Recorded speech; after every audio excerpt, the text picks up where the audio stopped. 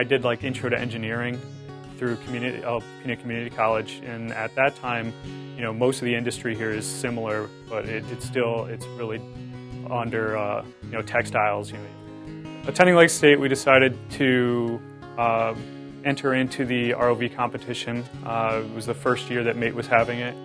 I think everybody was on a pretty steep learning curve that year, so we didn't do very well. I think we threw our ROV in, it sank to the bottom. We learned that, you know, dynamic buoyancy using 1/8-inch rubber hoses down 50 feet wasn't a very viable solution. So we decided the next year we were going to enter it, and we were much more serious, and we convinced our faculty advisor to create a senior project based around that ROV development. And we kind of followed a lot of the principles that you guys have here with, you know, we really need to develop something that was good for about, you know, 100 to 200 feet. A lot of the shipwrecks are in 100 to 200 feet water.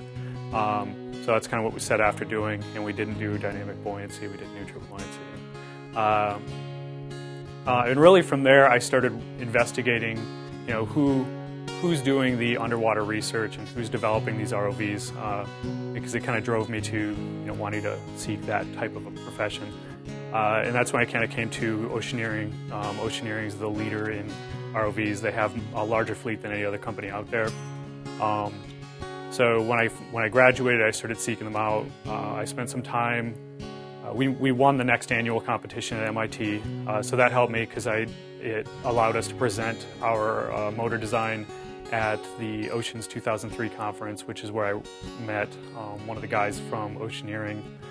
I think it was the Oceaneering Advanced Technologies group out in Maryland. It was from that I was introduced to kind of what Oceaneering does. I ended up getting a job in a different division that was their space systems division, with the intent of transferring to Ocean, or the Oceaneering group that would develop the rovers or the ROVs and deploying them. So that was kind of my drive. I wanted to work on the ocean. I wanted to develop them and figure out what it really took to work in that environment. And I tried to kind of develop my senior project was focused on ROV development, so I kind of got to hone where my degree was going. I focused more on digital design at that point instead of, you know, general robotic design, so I could do the controllers and stuff like that, interfacing with sensors and all those things. Once I ended up getting a job at the Space Systems division, which kind of put me on a different track, but I embraced it because when Oceaneering was presenting it to me, they kind of presented it as the reason we brought on this Space Systems division is because we get to take on the same challenges. Working underwater is a very extreme environment. You have huge temperature changes, and the space is very similar to that. You have different temperature and thermal environments, and you have huge pressure differences because it's vacuum. But it's generally the same concept. So I started working there and developing satellite launchers, which was really cool because there's not a lot of people developing stuff that goes into space. So right away I got to start on a project that, you know, within the next 3 years ended up getting launched on Shuttle Discovery and deployed 2 or 4 satellites for the U.S. Air Force. So it was a really fun project, and I got to, you know, because it was a rapid pace, I actually got to see it from the beginning to the end in a really short amount of time. And right after that, a new opportunity came up that was to work at the Johnson Space Center in their robotics development group to develop the next human-rated rover. So we spent the next couple years developing an all-terrain chassis and then the cabin that would mount on that. When I was up there and we first started talking ROVs, it would have been like the beginning of 2001 or 2002, the beginning of 2002, the end of 2001. And I don't think there was a lot going on generally with MATE and NOAA in the Thunder Bay area. But when we started trying to develop the requirements for our ROV, and we said, well, how deep would we make this thing go?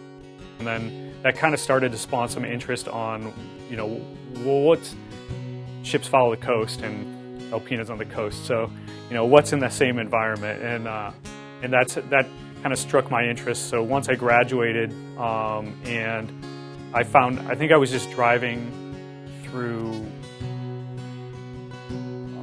South Haven of all places, you know, so it's pretty far south, and I came across the the NOAA research vessel that was working with or it was the U of M vessel that was working with NOAA, or the other way around. But they were docked in South Haven, and I think I was just chatting with them because there was an ROV on the deck, and I'm like, oh, that's crazy, I saw an ROV here.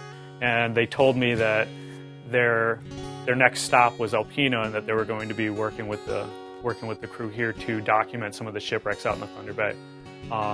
And I was going to make it up driving about the same time they were going to get there on a boat. So that's kind of when my interest really kind of peaked on seeing what the Thunder Bay really had, and trying to figure out, like, did the requirements we created for our ROV, match what is really needed, because they have a real, truly industrial ROV that they're going down to investigate shipwrecks, which was kind of our long-term design goal.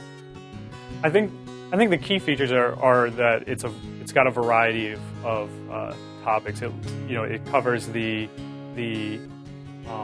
science and the biology and whatnot behind it, diving and understanding, as a person, how do you work underwater, and how do you work in a different environment than you're used to, and at the same time you're doing there's a lot of hands-on development work, and you have to start thinking analytically and problem solving, and it gets you that foundation to kind of move to the next step, and you get to touch a toe in the water and determine, is this kind of is this the right environment for me? And then how do you use that as a launching point to kind of drive to the focused career after that.